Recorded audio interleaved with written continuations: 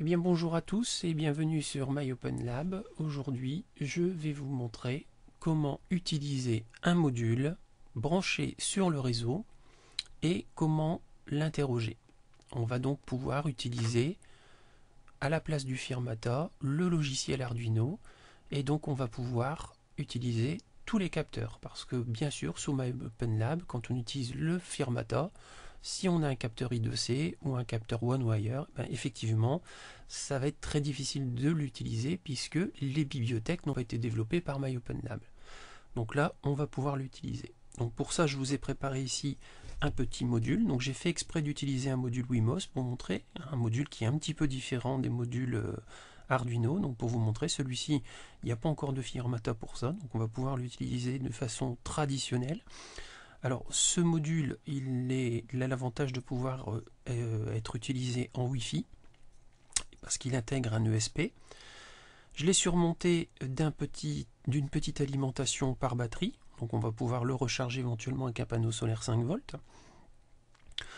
Surmonté ensuite d'un capteur de température, j'ai pris un capteur de température, donc ici le DHT22, qui va permettre de renvoyer l'humidité et la température.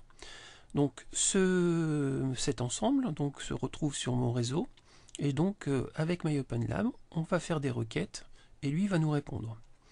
Alors on va le brancher, je vais vous montrer, donc on va le brancher, on va l'alimenter. À partir du moment où il est alimenté, eh bien il va faire des requêtes. On va pouvoir faire des requêtes dessus. Alors pour ça j'ai compilé ici le logiciel que je vais vous donner. Donc tout sera disponible bien sûr sur le net. Donc développé sous MyOpenLab. Il suffit simplement donc ici d'appuyer sur le bouton Start pour démarrer. Une fois que c'est démarré, vous voyez, donc on a une requête, donc j'ai marqué demande. On a ici affiché la valeur de l'humidité du capteur DHT22 et la valeur de la température. Je l'ai mis aussi sous forme graphique avec des petites jauges. Donc ici j'ai mis aussi une fenêtre de débugage qui disparaît après, donc pour voir un petit peu la trame qui revient du module soit Arduino soit du module Wemos ici. On constate ici sur le module Wemos, vous avez une petite LED bleue qui s'allume à chaque fois que le logiciel MyOpenLab fait une requête. Alors, tout simplement parce que pour le débugage, on avait branché ici donc en USB et on utilisait la fenêtre de débugage pour pouvoir débugger, on envoyait aussi des informations. Donc ça a l'avantage aussi de voir un petit peu quand est-ce que le logiciel interroge. Alors l'autre avantage aussi, ça va être qu'on va pouvoir aussi utiliser d'autres logiciels que MyOpenLab. C'est-à-dire que ce capteur-là pourrait être utilisé par MyOpenLab, tel que je le fais actuellement, mais on pourra utiliser par exemple App Inventor pour utiliser, si on veut utiliser éventuellement une application qui serait une application Android. Donc il sera en fait multi-application. Je développerai plus tard des parties d'applications Android pour vous montrer un petit peu comment on fait dans le cadre de vos projets. Alors on va analyser maintenant ici ensemble les logiciels. Donc je vous ai mis la version Wimos et la version Arduino. Alors pour la version Wimos, j'ai utilisé le Wi-Fi. Donc je vous explique un petit peu comment ça fonctionne. Donc on retrouve ici toutes les bibliothèques, vous voyez, donc c'est l'avantage de pouvoir utiliser sans le Firmata. Donc toutes les bibliothèques qui sont ici, les bibliothèques qu'on a l'habitude d'utiliser, donc qui sont très faciles puisqu'ils fournissent des exemples. Et j'ai utilisé aussi l'exemple Wi-Fi Server qui est donné pour le Wimos. Et en fait, je suis parti d'un exemple qui permettait simplement, grâce à une page web, d'allumer, d'éteindre une LED dessus. Ce que j'ai fait, c'est qu'à la fin, j'ai enlevé toute cette partie qui concerne la LED et j'ai venu juste utiliser la partie retour qui indiquait que la LED est allumée ou éteinte.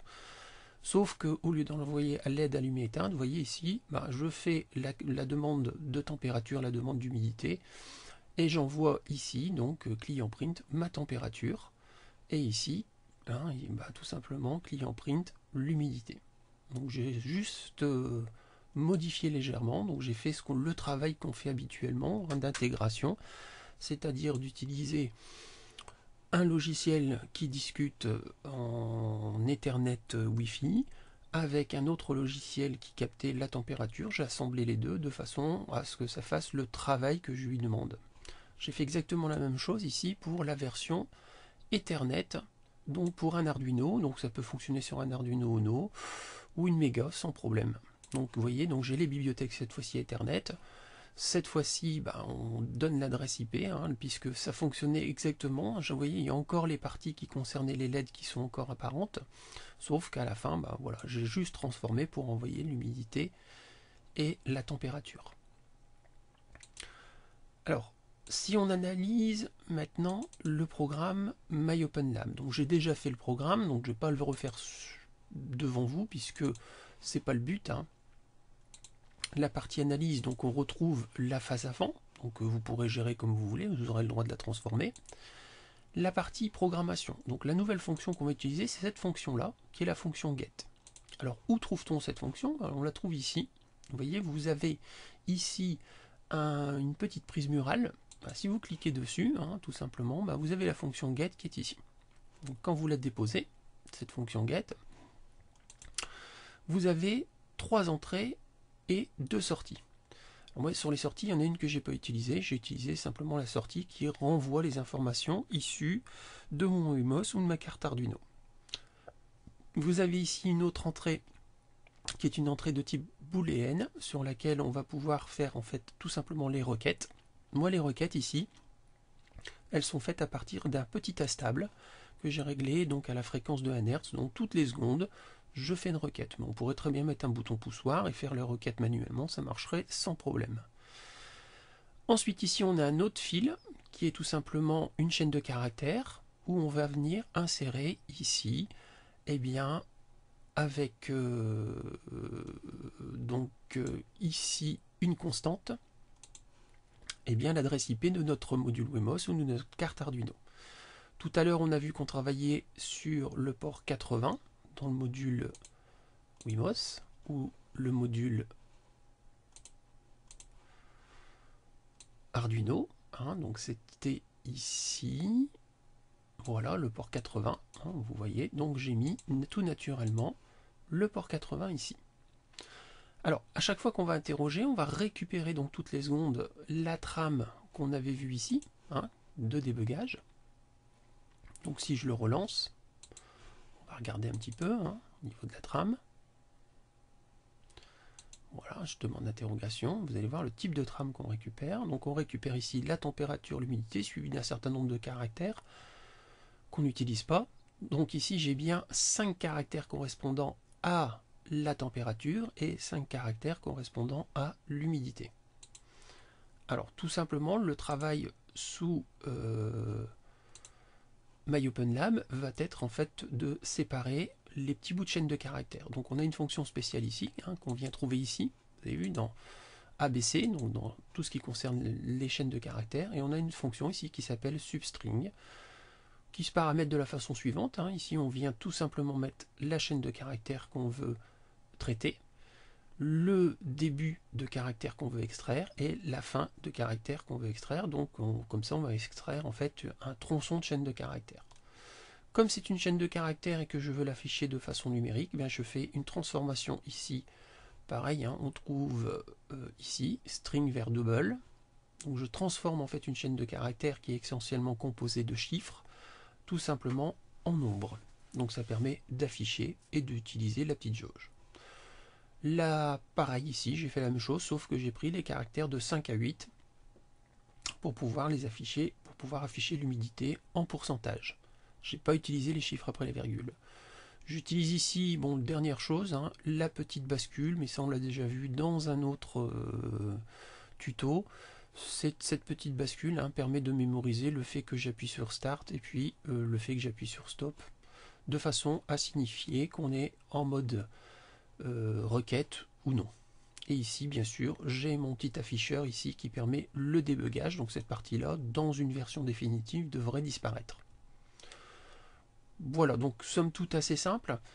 Le gros avantage, je vous le redis, c'est surtout de pouvoir utiliser les modules Arduino ou Wimos de façon traditionnelle avec l'interface IDE sans le firmata et de pouvoir interroger n'importe quel capteur, donc que ce soit un capteur de température, un capteur d'humidité, un capteur de qualité d'air, des capteurs incrémentaux, enfin n'importe quoi, vous allez pouvoir utiliser tous les capteurs et de façon traditionnelle et aussi sur le réseau, ce qui est très important puisque comme ça on va avoir vraiment des logiciels, des projets qui seront communicants.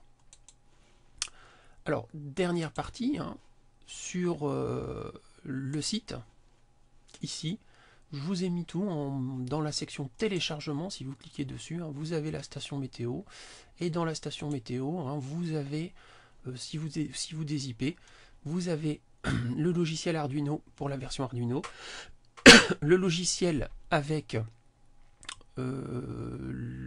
l'environnement de développement IDE sous l'environnement de développement IDE pour le Wemos. Donc voilà, vous avez l'intégralité, donc vous pouvez dupliquer ce qui a été fait, tester, adapter, voilà, donc ça pourra vous servir dans tous vos projets. Autre avantage d'utiliser aussi cette façon d'interroger, c'est que votre module, vous pourrez l'interroger aussi avec d'autres logiciels que le logiciel Arduino. Donc c'est-à-dire que le logiciel, MyOpenLab. C'est-à-dire que vous allez pouvoir aussi interroger ce module que vous avez fait par exemple avec une application App Inventor sous Android. Donc ça sera possible aussi. Donc plus tard, je développerai aussi des tutos vous expliquant comment faire, hein, de façon à vous donner le plus de ressources possibles pour mener à bien vos projets, que ce soit en STI2D ou éventuellement en SI. Donc voilà, je vous souhaite à tous une bonne journée et merci de m'avoir écouté.